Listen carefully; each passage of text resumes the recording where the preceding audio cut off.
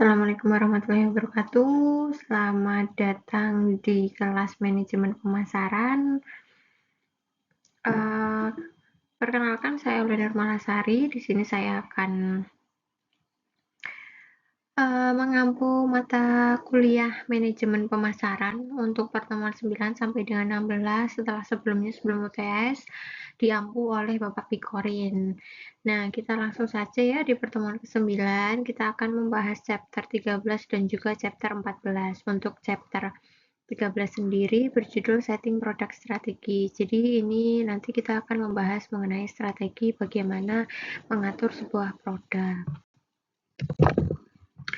Untuk karakteristik produk, sebelum kita masuk ke karakteristik dan juga klasifikasi, kita akan membahas mengenai definisi dari produk itu sendiri. Produk itu adalah sesuatu yang dapat kita tawarkan ke sebuah pasar untuk memuaskan keinginan dan juga kebutuhan konsumen yang meliputi barang fisik, jasa, pengalaman, kegiatan orang, tempat, properti, organisasi, informasi, dan juga ide.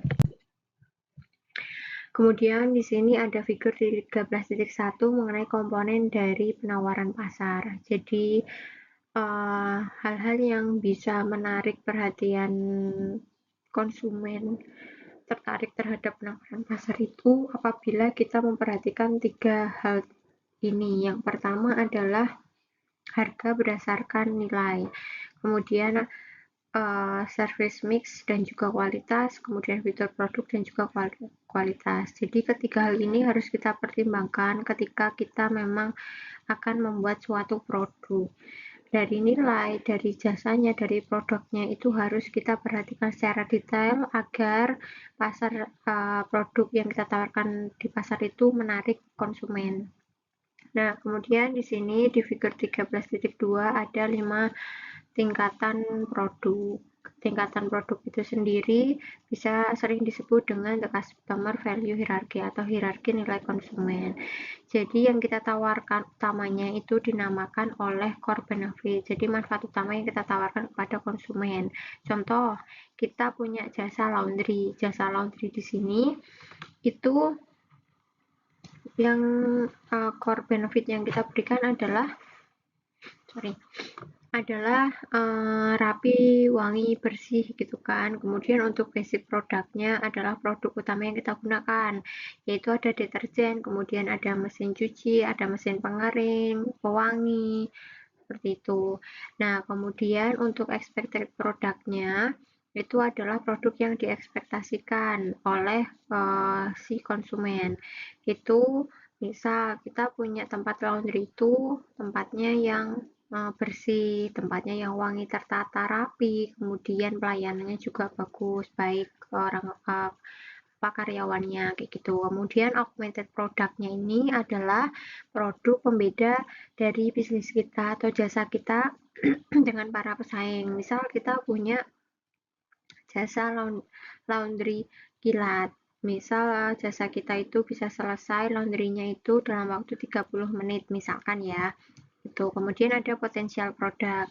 Jadi produk yang potensinya bisa mengikat konsumen yang itu bisa membuat konsumen itu loyal. Contoh, kita menerapkan adanya sistem member yang dimana member tersebut nantinya apabila menjadi member kita di laundry kita setiap 10 kali misalkan atau 20 kali melakukan laundry di tempat kita, maka dia akan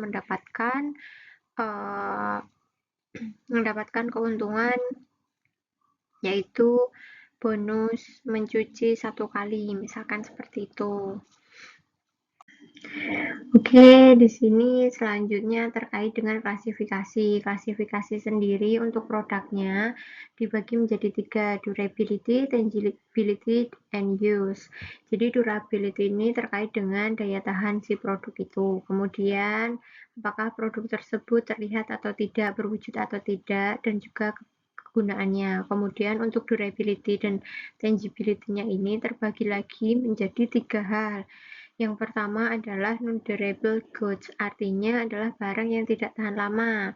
Kalau tidak tahan lama, ini kita harus memperhatikan cara penyimpanannya agar lebih awet, atau kalaupun memang tidak tahan lama, kita bisa merestoknya dalam jumlah yang sedikit-sedikit saja. Kemudian untuk durable goods itu barang atau barang yang tahan lama. Barang tahan lama ini mungkin kita tidak perlu untuk penyimpanan yang khusus, tapi yang penting aman dan tidak mudah membuat barang tersebut rusak ataupun uh, packagingnya rusak gitu. Kemudian ada jasa. Nah, jasa ini kan sesuatu yang biasanya tidak terwujud ya, tidak berwujud gitu, tapi bisa dirasakan. Kemudian ada klasifikasi barang berdasarkan barang konsumen. Yang pertama ada convenience. Convenience ini adalah barang-barang yang biasa dikonsumsi oleh konsumen secara rutin. Misal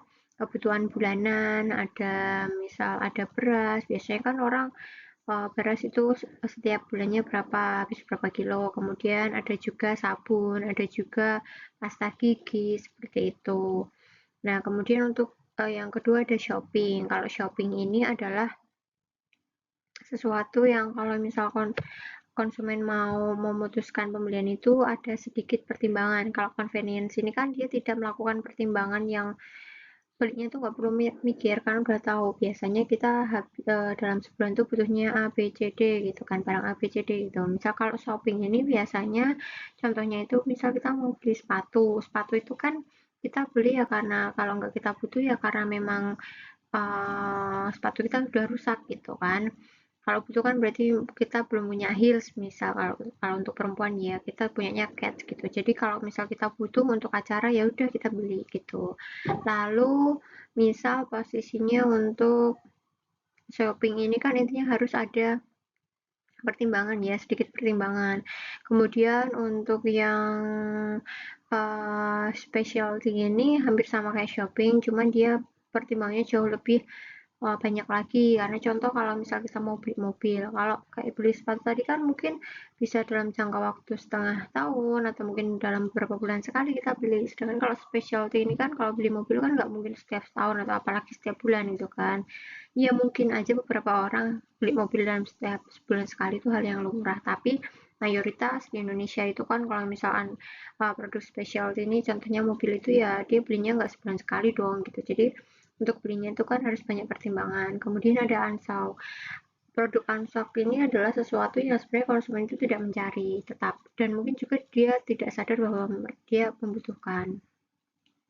Atau bisa lebih tepatnya ini adalah barang yang konsumen pada saat ini tidak membutuhkan, tapi suatu saat dia akan membutuhkan. Contoh asuransi, contoh batu nisan itu adalah sesuatu hal yang konsumen itu tidak sadari. Jadi ketika kita sebagai penyedia jasa asuransi itu kita yang kita lakukan adalah menyadarkan konsumen bahwa asuransi itu penting bagi kita gitu kan. Kalau asuransi mungkin sekarang kita nggak perlu asuransi kesehatan ya kita nggak perlu, kenapa ya karena kita sehat-sehat saja, tapi nanti ketika kita sakit kita baru sadar bahwa kita perlu adanya asuransi seperti itu.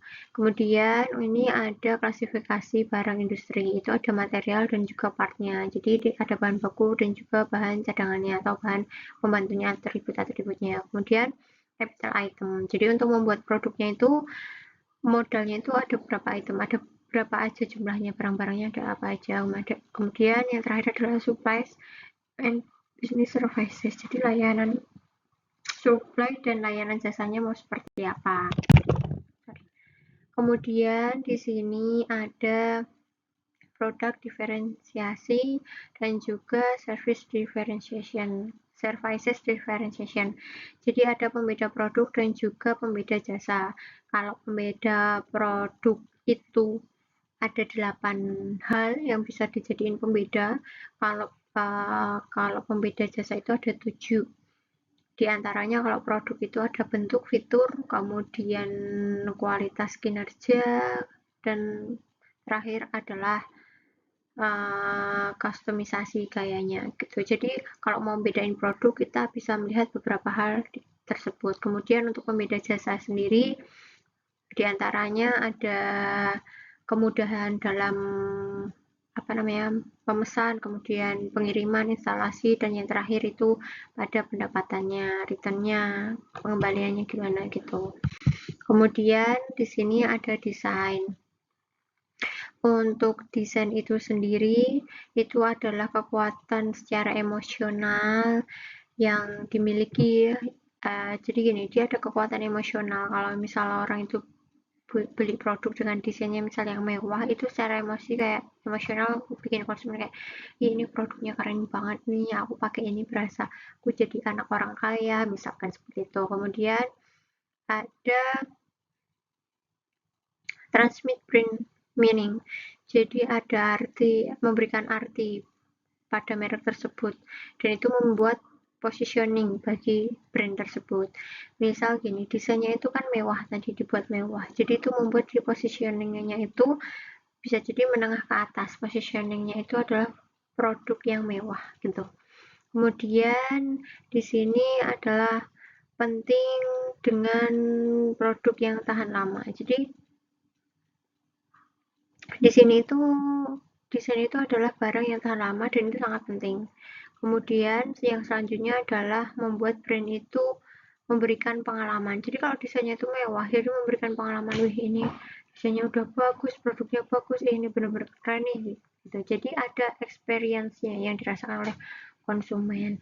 Kemudian dapat mentransformasikan perusahaan masuk ke suatu perusahaan, bukan perusahaan masuk suatu perusahaan masuk dalam suatu pasar. Jadi gini, misal ya, dia awalnya desainnya itu biasa-biasa aja, kemudian dia ubah melalui desain dengan desain yang mewah. Jadi dia bisa masuk ke pasar yang untuk kalangan menengah ke atas seperti itu.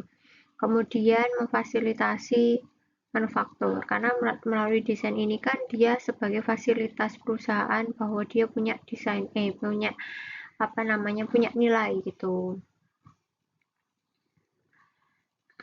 Kemudian yang terakhir adalah dapat mengambil pendekatan yang lebih berbagai macam. Jadi gini, melalui desain itu kalau misal kita itu desainnya mewah atau desainnya kita unik, beda dari yang lain, kita untuk bisa mendekatkan pasar itu bisa lebih mudah gitu. Kalau misal desain kita unik, ya pasar tuh pasti akan melihat kita gitu loh. Oke, di sini selanjutnya berkaitan dengan brand yang mewah. Brand yang mewah ini kita bisa membuat brand yang mewah apabila kita melihat beberapa aspek mengenai kualitas, keunikan, kemudian keahlian, warisan, keaslian, dan juga sejarah. Kalau misal kita mau menekankan dari 6 poin hanya 1 poin atau 2 poin atau 3 poin boleh. Jadi tidak harus semuanya kita perhatikan, itu nggak boleh, tidak harus gitu. Kemudian untuk masalah lingkungan ini memiliki peran penting dalam mendesain sebuah produk dan juga manufaktur. Jadi ketika ada suatu masalah dalam lingkungan, kita juga harus melihat apa yang harus kita lakukan. Apabila itu sangat menjadi hal yang berdampak pada produk kita, kita harus membuat produk kita tetap terlihat bagus gitu. Kemudian di sini ada hierarki produk. Hierarki produk itu sendiri ada 6 hierarki. Yang pertama ada need family. Need family ini dimulai misal gini, kita tuh lagi butuh apa sih gitu kan. Misal kita butuh, misalkan barang kan ada yang elektronik, ada barang ada barang yang selain elektronik butuh mesin misalkan. Nah, di sini contohnya misal elektronik. Kemudian untuk produk family-nya tuh, nah elektronik ini kan ada berbagai macam. Apalagi nih elektronik yang lagi kita butuhin. Misal ada HP, ada TV, kemudian ada ada HP, TV, kulkas apa segala macam. Nah, kita butuh yang gimana sih sebenarnya gitu kan. Oke, kita butuhnya yang HP. Oke, kalau udah HP, kita tuh mau HP yang apa? Jadi kita fokus ke produk kelasnya. Oke, kita ada 2 pilihan, mau HP yang Android atau iOS. Oke, kalau udah milih Android, kemudian kita masuk ke produk lain. Produk lain di sini, oke tadi kan udah milih Android tuh. Nah, Android itu kan masih berbagai macam lini, berbagai macam merek lah. Mereknya misal ada Vivo, Samsung, Realme, nah dan bengeknya banyak sekali. Kemudian di sini udah milih kan misal Samsung. Nah, di sini kita dihadapkan pada produk type. Produk type yang kita butuhkan yang apa nih? Oke, kita tadi kan karena ada berbagai macam lini, kita pilih yang Samsung aja, produk type-nya yang Samsung. Nah, dari Samsung ini kan masih dibagi lagi itemnya mana nih, kamu mau item yang mana, karena Samsung ini banyak. Ada Samsung apa tuh, Samsung Galaxy apa lah, A, B, C, D gitu kan, atau misal di sini kita taruhlah Samsung Ultra S20 gitu kan. Jadi item yang akan kita pilih itu pada akhirnya mengerucut ke Samsung Ultra S20 itu tadi. Jadi yang awalnya kita hanya butuh elektronik, kita akan kerucutkan kebutuhannya menjadi sebuah item gitu. Itu adalah contoh hierarki produk. Nah, kemudian di sini ada produk sistem and mixes atau sistem produk dan juga bauran produk. Sistem produk sendiri itu adalah sekelompok item yang beragam namun saling berkaitan. Jadi contohnya itu misal HP ya tadi. HP itu kan komponennya untuk bisa menggunakan, biar kita ibarat bisa menggunakan dengan lebih puas, ada charge-nya, ada power bank-nya, ada headset-nya. Mungkin kalau perlu ada earphone-nya kayak gitu. Jadi komponen yang kita gunakan, yang kita butuhkan itu ada gitu kan. Nah, kemudian untuk produk mix-nya atau assortment-nya itu terbagi menjadi 4. Kalau dilihat dari segi width-nya, itu adalah produk mix-nya tuh kita mau memproduksi berbagai jenisnya apa aja sih. Kalau tadi kan contoh HP, dan juga kalau secara produk sistemnya kan kalau tadi tuh ada 2 komponen, HP dan juga aksesorisnya. Nah, kalau misal produk mix, misal kita fokusnya ke aksesorisnya. Nah, aksesorisnya ini kita mau buat apa aja? Misal ada power bank, headset, dan yang terakhir misal chargernya, gitu kan. Nah, itu berarti kan width itu ada tiga kelompok ya, yaitu 3 kelompok yang kita buat. Kemudian untuk length-nya ini adalah setiap kelompok ini itu memiliki jumlah berapa, kita memproduksi berapa, itu menjadi length-nya, atau intinya jumlah di setiap jenis produknya ini. Kemudian untuk depth-nya ini berkaitan gini, misal tadi kan ada power bank. Nah, power bank ini bisa diberikan berbagai macam merek lagi kan. Misal kita membuat mereknya apa ya, JBL, misal ada produk JBL, ada produk Realme, ada produk apa lagi ya, Samsung gitu kan. Jadi semakin ini untuk khusus tadi yang misal power bank ya misalkan yang tadi. Jadi kita buatlah 3 itu gitu kan. Semakin banyak berarti semakin dalam. Begitu juga dengan headset, begitu juga dengan chargernya gitu. Nah, untuk konsistensi ini berkaitan dengan jumlah yang kita produksi itu konsisten atau enggak, termasuk yang kita produksi dan juga yang kita keluarkan atau yang kita jual gitu. Kemudian di sini ada produk lain-lain. Ini berkaitan dengan upaya untuk meningkatkan ini produk agar lebih meningkat. Nah, untuk meningkatkan produk ini sendiri itu ada beberapa hal yang bisa kita lakukan. Yang pertama itu line stretching. Line stretching ini adalah melakukan peregangan lini. Jadi kita bisa lakukan dengan cara down market, up market, sama two way. Kalau down market itu misal kita posisinya itu untuk kalangan atas. Nah, kita down marketnya kita merambah ke pangsa pasar yang menengah, misalkan gitu. Nah, kemudian untuk yang up market itu kebalikannya. Misal tadi dia yang biasanya pangsa pasarnya yang lini tengah, maka dia mengupgrade dengan cara membuat produknya untuk yang kelas atas seperti itu. Atau bisa jadi keduanya kita lakukan untuk membuat lini produknya gitu. Kemudian untuk line filling ini untuk menambah pangsa pasarnya biar peningkatan lini produknya meningkat itu adalah kita melihat, kita cari ceruk. Ceruk itu adalah sesuatu pangsa pasar yang ada, tapi tidak banyak orang yang notice akan pangsa pasar tersebut karena terlalu kecil gitu kan. Pangsanya memang kecil karena namanya ceruk. Contoh di Indonesia itu kan ceruk pasar untuk jenis makanan ya, misal untuk jenis konsumen itu kan ada yang untuk makanan itu ada konsumen yang vegetarian. Ini kan ceruk pasar ya, karena di Indonesia masih sedikit sekali konsumen yang dia vegetarian. Jadi ketika kita memang jeli akan hal tersebut, maka kita coba untuk memenuhi kebutuhan si lini tersebut, yaitu dengan menciptakan makanan yang dikhususkan untuk vegetarian. Kemudian ada line modernization. Jadi lini ini dibuat karena adanya suatu perubahan, jadi adanya inovasi. Dan modernisasi ini intinya dia melakukan perubahan karena lingkungannya berubah dan cara yang dilakukan itu adalah menambah fiturnya atau sering disebut dengan line featuring atau dengan line pruning atau memangkas produk yang memang itu posisinya tidak diminati atau kurang diminati. Lalu di sini ada product mix pricing. Jadi perusahaan itu mencari suatu set atau suatu pelengkap dari sebuah harga untuk memaksimalkan profit pada total mixnya itu. Yang pertama ada product line pricing. Product line pricing ini sendiri adalah contohnya misal kita itu membuat satu jenis barang jas, tapi kita dalam meningkatkan profitnya kita buat jas dengan berbagai variasi harga. Ada yang harga paling mahal, harga menengah, sama harga yang paling murah.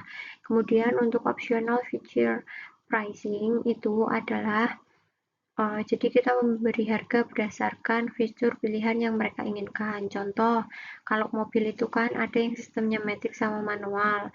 Kalau manual itu lebih murah, sedangkan matic itu lebih mahal. Kenapa? Karena matic itu fiturnya lebih mudah dan lebih lengkap seperti itu. Kemudian ada captive product pricing. Di sini adalah suatu produk yang terikat dan perlu produk tambahan. Contoh itu misal tiket nonton ya, tiket bioskop. Jadi suatu penyedia jasa bioskop kayak contoh XX1 itu kan sebenarnya produk utamanya mereka adalah tiket ya, tiket nonton. Tapi biasanya mereka juga mengeluarkan produk tambahannya berupa makanan, cemilan atau snack dan juga minuman yang bisa mereka pesan dan itu digunakan untuk pelengkap konsumen ketika menonton di bioskop kayak gitu. Jadi ada popcorn, ada minuman soft drink kayak gitu. Nah, jadi captive product pricing-nya itu intinya antara penjualan tiket itu kan yang utama, tapi ada produk tambahannya, popcorn atau minuman itu menjadi produk tambahannya yang biasanya memang mereka kayak bukan satu paket sih, tapi lebih orang kalau beli tiket biasanya juga beli minuman gitu sama makanan cemilannya gitu. Kemudian two part pricing. Jadi itu pemberian harga menjadi dua bagian. Contoh kalau misal kita langganan WiFi. Langganan WiFi per bulannya misal itu dijatah 1000 giga gitu kan. Nah, kok delalah dalam bulan ini kita penggunaannya melebihi kapasitas, melebihi 1000 giga. Nah, itu nanti kita akan dikenai tambahan biaya. Itulah yang dinamakan dengan two part pricing. Jadi ada tambahan harga apabila memang itu melebihi kapasitas yang menjadi kesepakatan di awal ketika membeli suatu produk. Kemudian di sini ada by product pricing. Ini adalah produk sampingan. Jadi gini, pemberian harga itu berdasarkan produk utamanya. Jadi dia itu ada produk sampingan juga. Jadi contoh, kalau bahan bakar kendaraan itu kan dia sebenarnya bahan utamanya tuh sama dari fosil ya. Jadi itu ada Pertamax sama Pertalite contohnya gitu aja. Anggaplah ini cuma ada dua ini ya misalkan. Jadi Pertamax itu kan produk utamanya. Kemudian setelah menghasilkan Pertamax ini ada limbah yang sebenarnya masih bisa digunakan untuk bahan bakar dan terciptalah produk sampingan yaitu Pertalite. Tuh, jadi di sini penentuan harga si Pertalite ini berdasarkan produk utamanya. Jangan sampai Pertalite ini harganya jauh lebih mahal daripada produk utamanya. Karena kan di komponennya kan jauh lebih bagus si Pertamax. Jadi upayakan produk sampingan itu yang kualitasnya di bawah produk utama juga harganya jauh lebih murah gitu produk sampingannya. Kemudian untuk produk bundling itu adalah misal kita mau beli sikat gigi ya untuk anak kecil, biasanya dilengkapi dengan si pasta gigi yang berjejeran seperti itu. Nah, itu dimaksudkan atau dinamakan dengan produk bundling pricing. Lalu di sini selanjutnya adalah berkaitan dengan co-branding. Co-branding ini atau bisa disebut collaboration branding ini adalah dua atau lebih brand itu saling berkombinasi atau bekerja sama untuk memasarkan produk secara bersama-sama. Contohnya itu kalau di Indonesia ada Citato sama Indomie. Jadi ada produk camilan baru yang dikeluarkan oleh Citato yaitu rasa Indomie goreng. Itu adalah kolaborasi brand antara Citato dengan Indomie. Kemudian ada juga Oreo sama Supreme. Oreo itu kalau kita tahu dia biasanya kan warnanya hitam ya, hitam.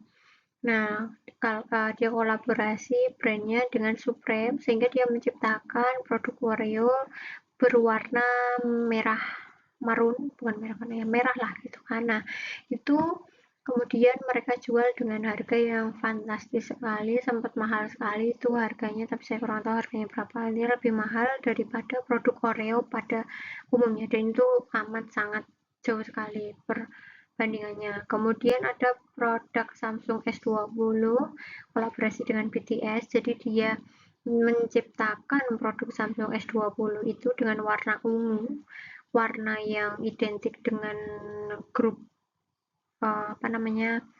grup K-pop di Korea itu gitu kan. Jadi itu kolaborasi yang ketiganya itu kolaborasi yang berhasil di Indonesia. Dan langkah untuk melakukan co-branding ini bisa jadi dengan cara kerjasama dengan perusahaan yang sama, joint venture, multiple sponsor, dan juga retail. Nah, bumbu dari branding itu sendiri bahwa co-branding itu dapat menciptakan brand equity untuk kedepannya itu untuk membuat dua brand menjadi satu yang itu dimana pemasaran itu jauh lebih booming. Jadi harapannya tuh kayak Korea itu kan kalau dulu ibarat sebelum kolaborasi sama Supreme tuh kayak ya udah ngeflat aja gitu kan. Tapi setelah dia kolaborasi dengan Supreme itu mulai meningkat lagi. Jadi mulai orang-orang mulai banyak yang oke, masih ada Oreo loh ternyata gitu. Kemudian ada packaging.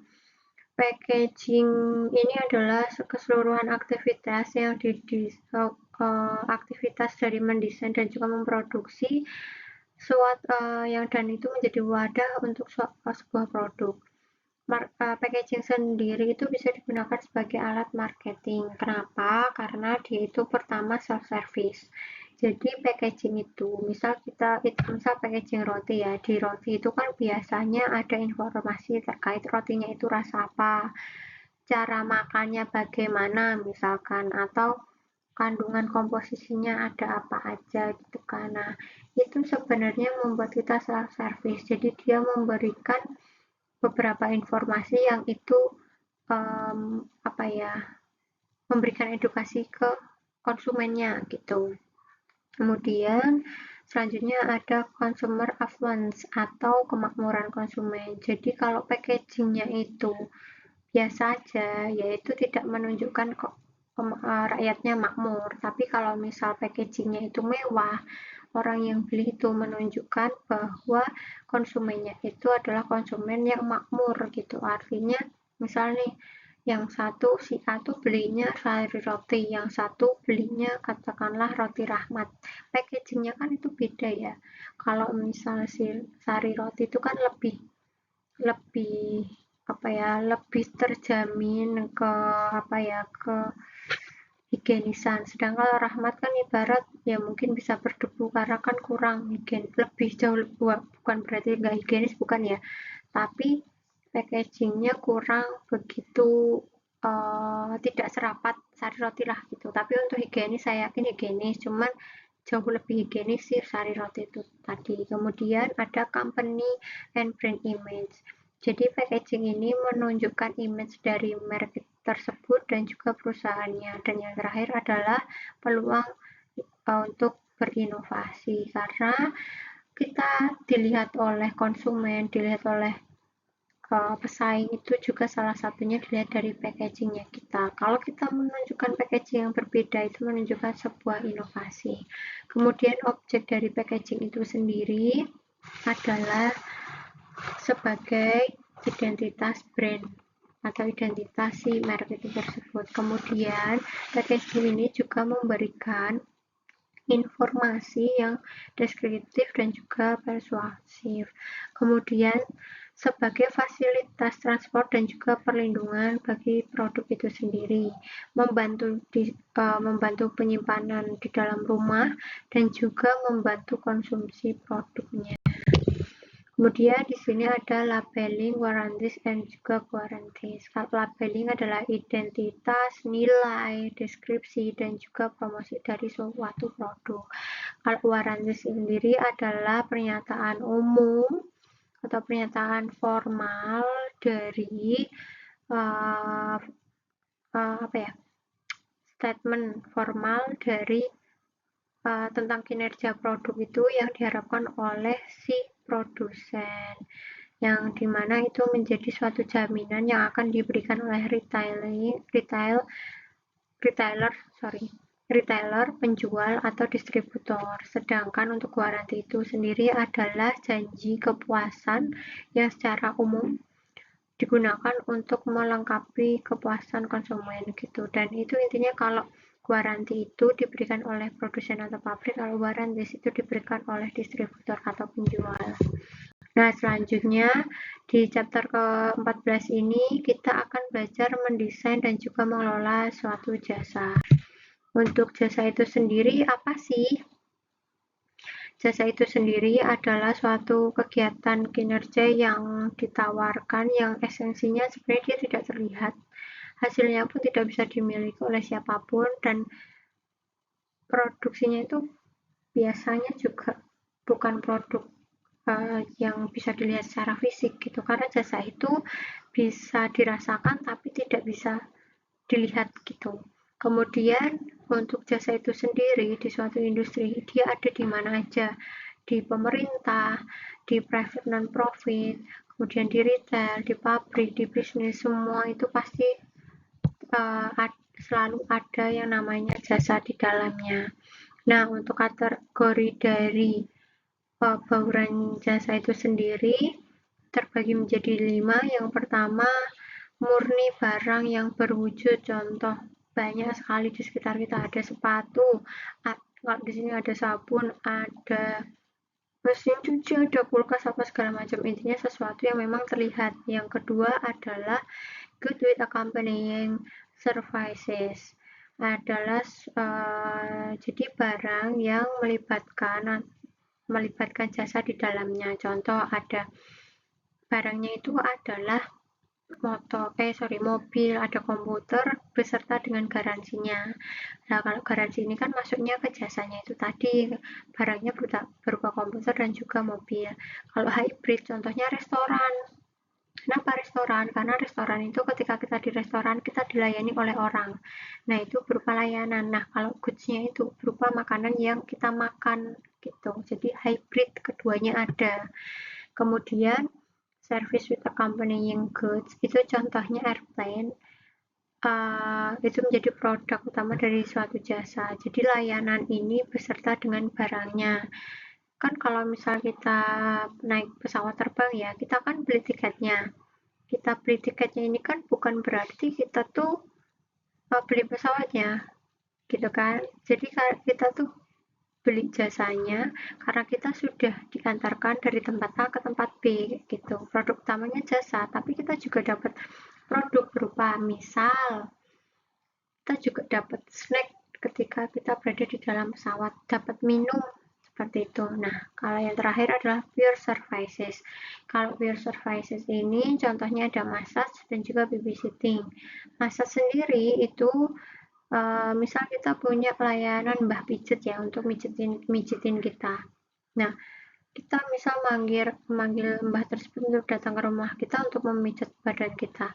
Itu yang kita beli, yang kita bayar, itu adalah jasa mbahnya yang udah mijat kita. Bukan berarti kita beli mbahnya dan kita bisa miliki mbahnya, gitu ya. Kemudian ada services distinction atau perbedaan service. Yang pertama berdasarkan equipment-nya atau berdasarkan orangnya. Kalau berdasarkan equipment atau peralatannya, itu contohnya adalah mesin cuci mobil yang otomatis. Itu berarti dia dasarnya itu pakai mesin atau alat. Sedangkan kalau dasarnya orang, contoh adalah jasa accounting. Kemudian yang kedua adalah service processes. Jadi service perusahaan yang kita dapat milih.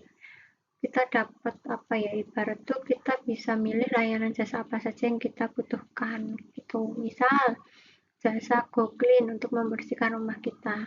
Itu kan biasanya kita bisa request, tolong ya bersihkan di rumah saya, tapi yang kamar aja atau WC-nya aja atau dapurnya aja gitu. Kemudian yang ketiga itu ada client presence required atau or not. Jadi kehadiran si klien itu dibutuhkan atau enggak. Kalau misal dibutuhkan itu contoh salon rambut. Kita mau potong rambut kan nggak mungkin ya kita cuma ninggalin rambut kita dan kita bisa jalan kemana-mana, kan enggak. Kita artinya kalau mau potong rambut ya sudah, kita harus hadir di salon tersebut. Kalau yang enggak itu contohnya adalah car repair, jadi perbaikan mobil. Misal mobil kita butuh diservis nih, ganti oli, artinya kita nggak perlu hadir, tapi cukup mobil kita yang hadir di tempat reparasi atau bengkel mobil tersebut. Kemudian ada personal needs. Kalau personal needs ini personal needs atau business needs. Jadi ini kita tuh pakai jasa ini tuh berdasarkan kebutuhan pribadi atau kebutuhan bisnis. Kalau kebutuhan pribadi biasanya adalah jasa yang diperuntukkan secara personal, sedangkan kalau kebutuhan bisnis ya dia diperuntukkan oleh bisnis. Artinya si A mungkin dia itu butuh jasa konseling ya, konseling bisnis. Itu bukan untuk dirinya sendiri, tapi untuk perusahaannya gitu. Nah, kemudian berdasarkan objek dan juga ownership. Kalau berdasarkan objeknya, jasanya itu profit atau non-profit. Kalau yang profit contoh bengkel, bengkel motor, bengkel mobil. Kalau yang non-profit contoh panti asuhan, kayak gitu, panti jompo itu termasuk objek yang non-profit karena dia tidak mencari keuntungan. Kemudian kalau ownership ada private dan juga public.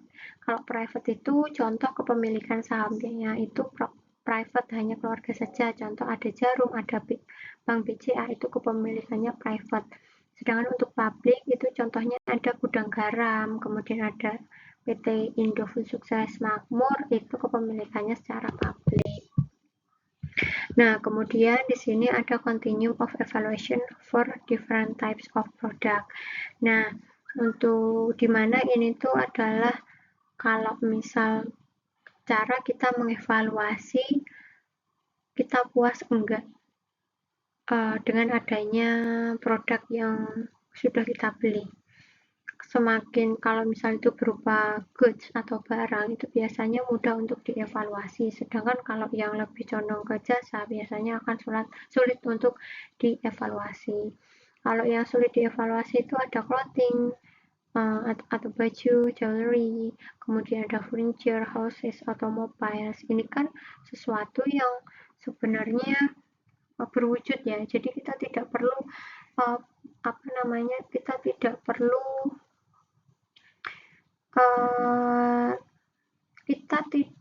kita bisa lebih mudah memikirkan kira-kira ini tuh kita mainnya lebih mudah. Oh, ini tuh bagus hasilnya, cincinnya itu beli di sana bagus, kualitasnya bagus gitu kan. Sedangkan kalau misal kalau misal furniture juga bisa dilihat. kalau misalnya furniturnya oh ini kurang rapi nih gitu kan, hasilnya jelek, kurang halus misalkan gitu. Jadi lebih mudah untuk dievaluasi. Dan pada barang-barang ini biasanya orang-orang atau konsumen itu mencari kualitas yang sangat tinggi di sini. Kualitas yang sangat tinggi itu artinya kalau kita menciptakan produk-produk yang berupa barang, kita tunjukin kualitas yang paling tinggi biar konsumen itu tahu dan konsumen itu senang sama produk kita. Kemudian untuk yang berkaitan dengan restoran, meals, vacation, haircut, childcare, ini kan melibatkan barang dan juga jasanya ya. Kayak restoran tadi kan ya ada makanannya, ya ada pelayannya. Vacation juga sama. Vacation kan kita dapat produk, misal ada akomodasinya, ada tempat tidurnya, ada hotelnya lah gitu kan. Ada juga pemandunya, itu enak apa enggak gitu. Harga sama saja. Nah, di sini yang ditekankan adalah kualitas pengalaman yang berkualitas.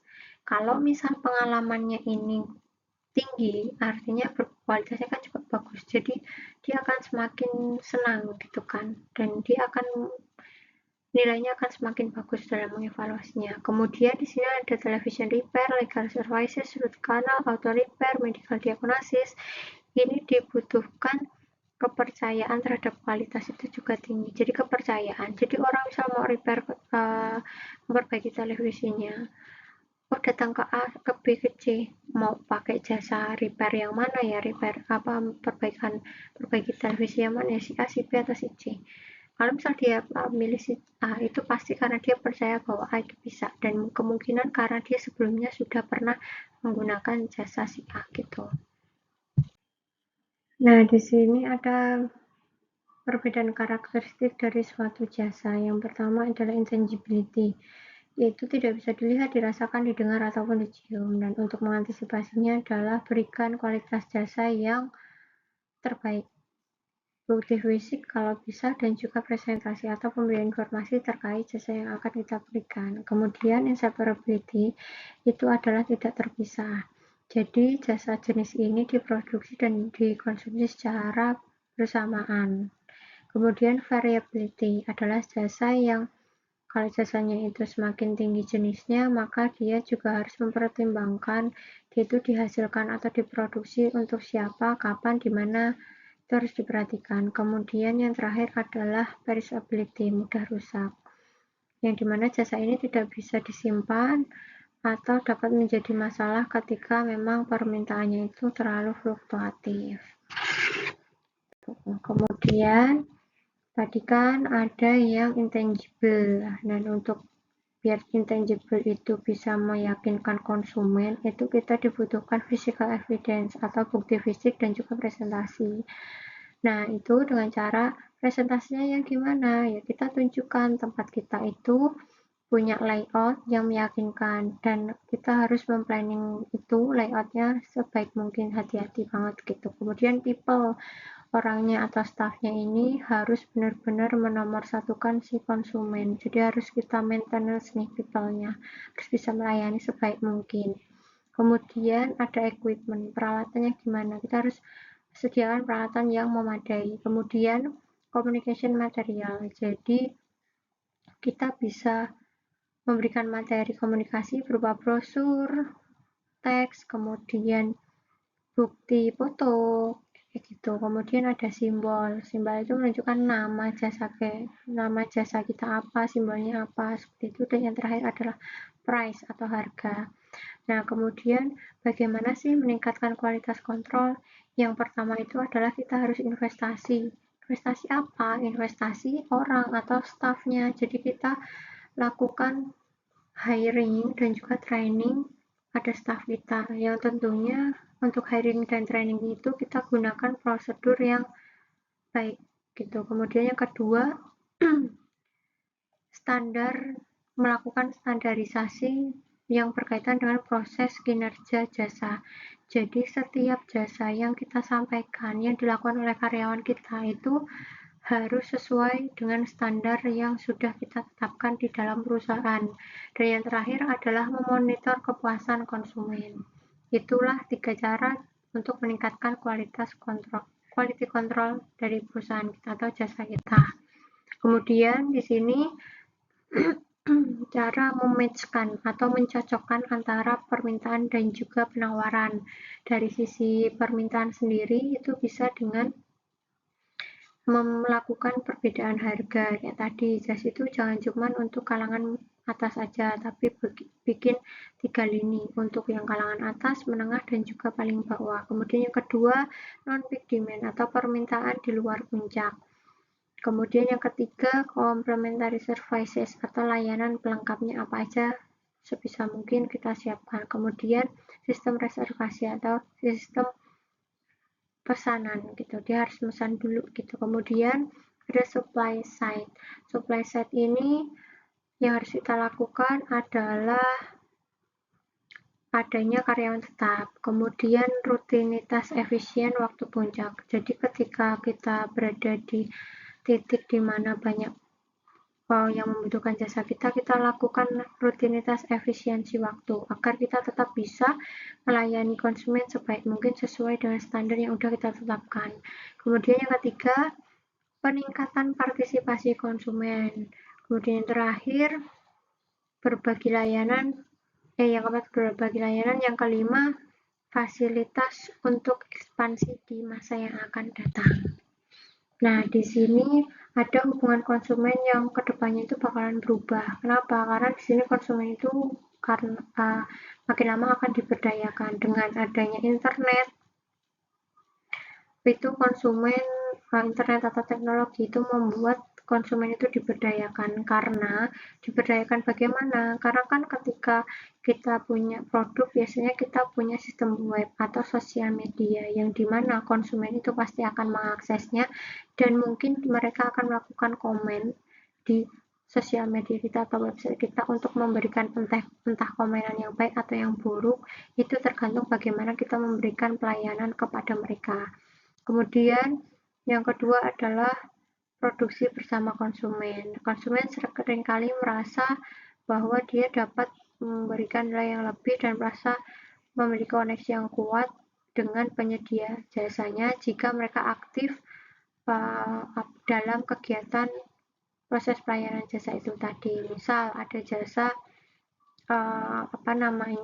tadi kan salon itu kalau misal si konsumen itu bilang, Mbak, mending kalau rambut saya diwarnai nih, warna ini aja, tapi warnanya yang begini ya, yang gradasinya ini, yang gini, begini. Nah, itu adalah konsumen itu merasa terlibat di dalam proses pemberian jasa tersebut. Semakin sering terlibat, maka dia semakin merasa ter-engage atau merasa dilibatkan dan merasa penting gitu.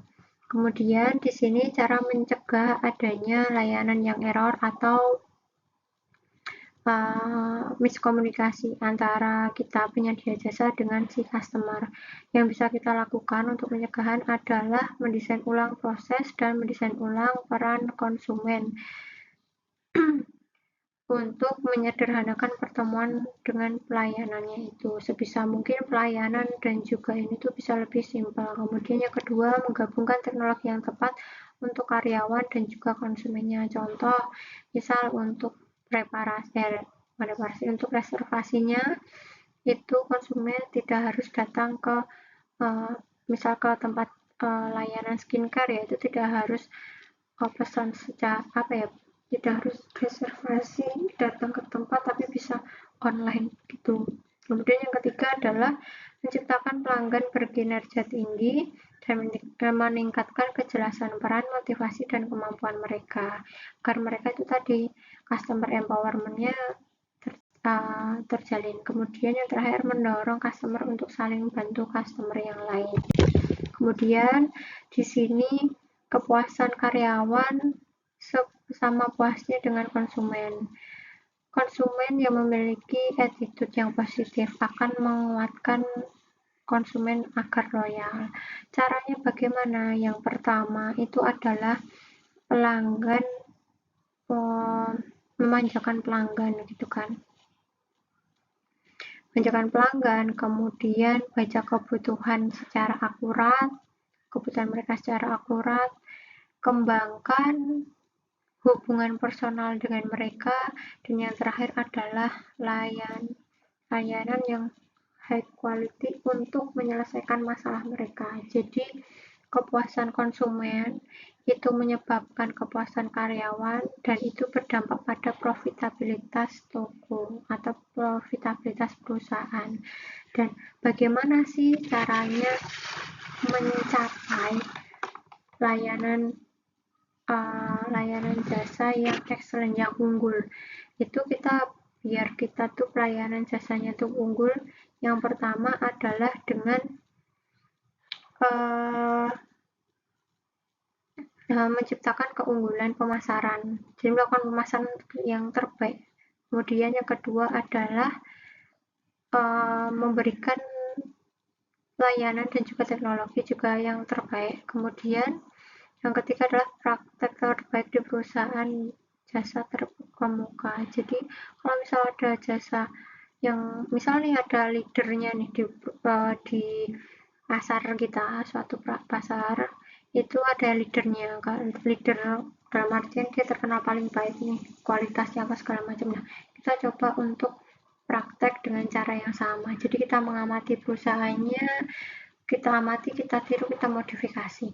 Kemudian yang terakhir adalah melakukan pembedaan layanan agar kita memiliki keunikan daripada jasa yang lain. Nah, di sini ada 3 jenis pemasaran dalam industri jasa.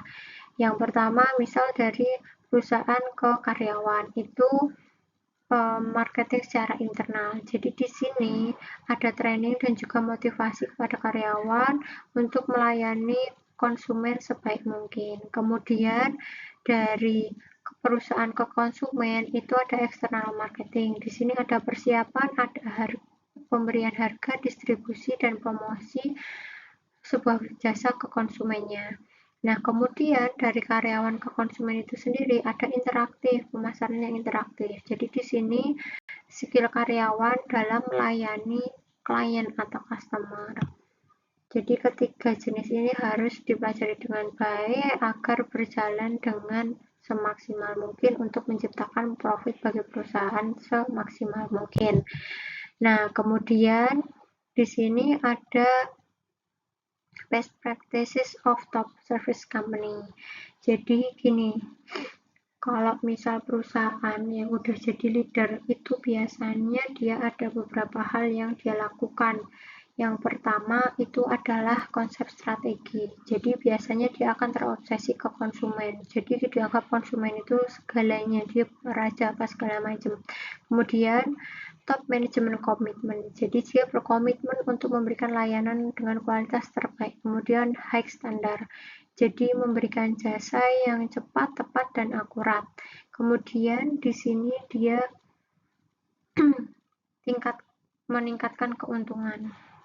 Jadi untuk meningkatkan keuntungan jangka panjang, jadi dia itu memanjakan konsumen yang kalau dia beli dalam jumlah yang banyak, dia ada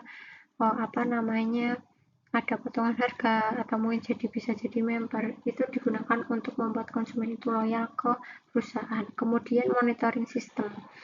Jadi dia menilai layanan berdasarkan kepentingan pelanggan dan kinerja perusahaan. Dan yang terakhir adalah satisfying customer complaint, keluhan pelanggan yang memuaskan. Jadi kalau misalnya ada komplain konsumen yang memuaskan, kita manage itu, kita tetap lakukan itu sebaik mungkin. Tapi kalau ada komplainnya negatif, kita perbaiki gitu. Kemudian yang membedakan kita dengan melakukan pembedaan layanan itu, yang pertama adalah kita berikan pilihan. Jadi jasa utama dan jasa second. Kalau primer itu utamanya kita memberikan jasa apa, kemudian tambahannya apa atau sekunderinya apa. Yang kedua adalah inovasi dengan layanan. Jadi kita buat inovasi melalui layanan tersebut.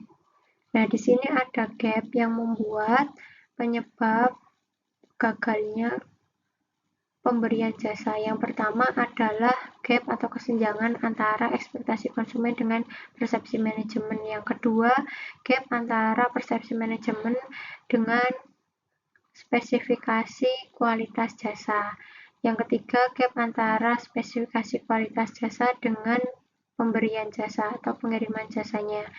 Yang keempat, gap antara pengiriman jasanya atau pemberian jasanya dengan komunikasi eksternal, dan yang terakhir gap antara penerima jasa yang diterima, penerimaan jasa dengan ekspektasi jasanya. Jadi kalau digambarkan sebagai dalam bagan ini gambarnya seperti ini, gap 1, 2, 3, 4, dan 5. Kemudian di sini ada kualitas jasa. Cara meningkatkan meningkatkan jasa itu ada beberapa hal. Yang pertama adalah dengan cara mendengarkan. Kalau misal konsumen itu komplain apa aja, dengarkan, kemudian perbaiki kalau itu jelek. Kalau memang itu bagus, pertahankan. Kemudian reliability, handal.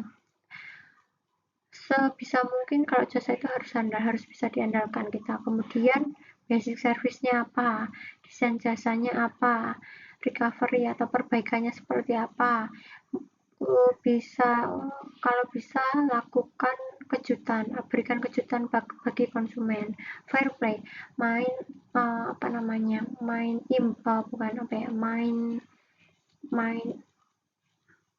fair play itu semacam ya jangan pernah bohongin konsumen, main aja. Kalau misal posisinya konsumen memang bahaya, ya udah lakuin aja gitu. Kemudian ada determinant of services quality. Menentukan kualitas jasa itu dilihat dari tingkat keandalan, responsiveness-nya, assurance-nya, empatinya, sama keberwujudannya. Dan yang terakhir, mengelola dukungan produk jasa. Yang pertama, mengidentifikasi dan memuaskan kebutuhan konsumen, dan yang terakhir adalah strategi jasa setelah penjualan itu seperti apa. Nah, demikian pertemuan kali ini, kita cukupkan sekian. Apabila ada pertanyaan bisa diajukan di pertemuan berikutnya.